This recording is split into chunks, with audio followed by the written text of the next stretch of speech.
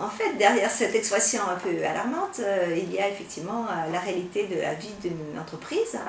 Ce moment où elle passe du stade d'une toute petite structure qui compte quelques salariés et où elle s'aperçoit qu'elle est obligée de s'organiser, de structurer ses modes de travail et puis aussi de se doter d'outils de gestion des ressources humaines.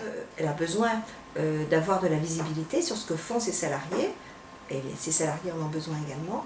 Et puis c'est aussi nécessaire pour elle de bien identifier les compétences clés pour son entreprise, celles qui sont stratégiques, celles qui vont lui apporter une vraie valeur ajoutée aujourd'hui et puis participer à son développement demain. Heureusement, la plupart du temps, quand même, les entreprises franchissent ce seuil, mais elles ont besoin d'aide, c'est certain. Il ne faut pas qu'elles hésitent à se faire aider, accompagner par un cabinet de conseil, que ce soit un conseiller en organisation, un conseiller en gestion des ressources humaines. La difficulté, c'est que ces entreprises n'ont pas les moyens de s'offrir naturellement les services d'un cabinet de conseil, ça coûte cher. Donc le FAFIEC, qui est donc l'OPSCA de la branche de l'ingénierie, du conseil et du numérique, a mis en place des prestations de conseil qui sont réalisées non pas par le FAFIEC lui-même, mais par des cabinets de conseil qui sont agréés, sélectionnés par lui. Après appel d'offres, donc c'est des cabinets effectivement qui sont tout à fait sérieux. Jusqu'à 250 salariés, les entreprises de la branche peuvent bénéficier de ces prestations qui durent 4 jours, qui sont entièrement financées par le FAFIEC. L'entreprise n'a aucune avance de fonds à faire et finalement le service, l'aide, le soutien qui peut lui être apporté par le cabinet de conseil qu'elle choisit est complètement sur mesure. C'est effectivement à l'entreprise et aux prestataires de voir ensemble ce qui peut être le plus utile pour cette entreprise-là. Il y a effectivement aussi une possibilité de bénéficier de prestations de tel type pendant une année, mais aussi plusieurs années de suite. Donc ça permet effectivement sur un certain délai d'aider l'entreprise à se doter de tous les outils RH qui peuvent être indispensables à son développement. Les outils qui peuvent être utiles à une entreprise qui passe du stade start-up à une entreprise un petit peu plus grande, c'est notamment bien sûr des outils de gestion des ressources humaines.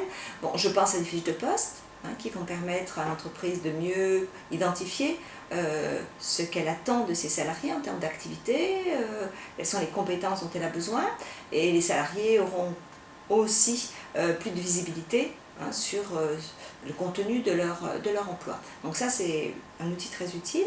Un autre outil, c'est bien sûr tout ce qui correspond au support d'entretien. L'entretien annuel n'est pas obligatoire dans une entreprise, mais l'entretien professionnel est maintenant une obligation légale, même si l'entreprise ne compte qu'un salarié.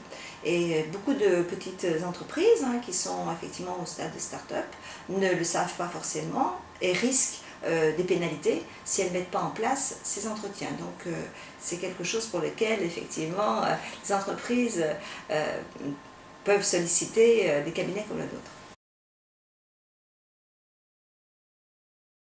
Le cabinet Solange Bréhy Conseil est mon cabinet, celui que j'ai créé en 1998 avec un objectif qui était effectivement d'accompagner l'évolution des entreprises, notamment des PME, dans la gestion de leurs ressources humaines et en particulier dans la gestion de leurs compétences.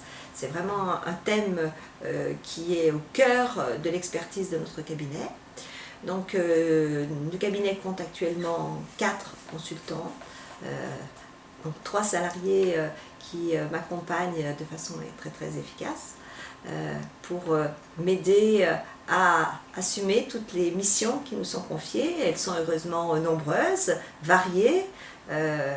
Nous avons parmi nos clients des très grandes entreprises qui comptent plusieurs milliers de salariés, mais aussi des toutes petites entreprises qui sont effectivement des start-up justement ou des entreprises qui commencent à peine à se développer mais qui sont prometteuses.